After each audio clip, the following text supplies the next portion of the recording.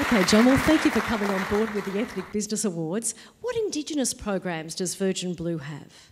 Well, like every large, good corporate citizen, we have a very strong and focused Indigenous employment program. But we also have an Indigenous employment advisor to make sure we stay focused and continue on our plan. We've been working very closely, in fact, with the Western Australian government in a plan to recruit and train 4 pilots.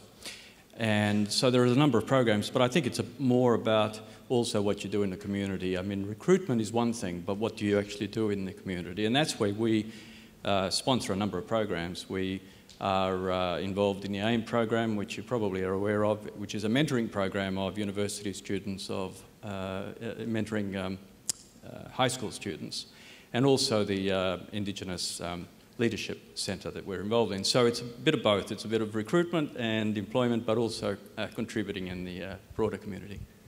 What practically do you hope to achieve with these programs in the next 12 months and beyond? Because I guess it's good for the individuals, but it's also good for the company.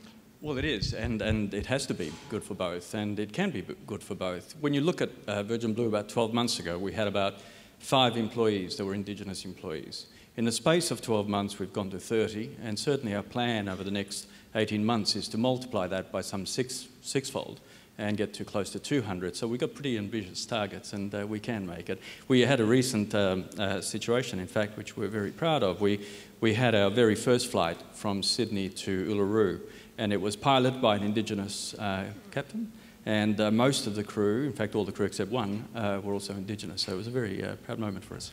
That's fantastic. The Virgin Group seems to grow apace. I mean, what can you reveal to us tonight about the future of the Virgin Blue Group of airlines?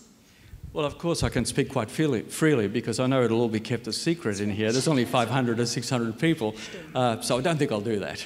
But I think what I will say is that, and someone mentioned it earlier, they mentioned the word ANZET, which existed in Australia, of course, a decade or so ago. And for those of you that remember, it was a very good airline that was focused on Western Australia quite considerably. And certainly from our perspective going forward, certainly in our next 3-year plan, Western Australia is really at the spearhead of that plan. So you'll see a lot more of Virgin Blue in this state. And for all the rollout that will happen next year, you'll have to stay tuned. Ladies and gentlemen, Mr. John Borghetti from the Virgin Blue Group of Airlines. Thank you.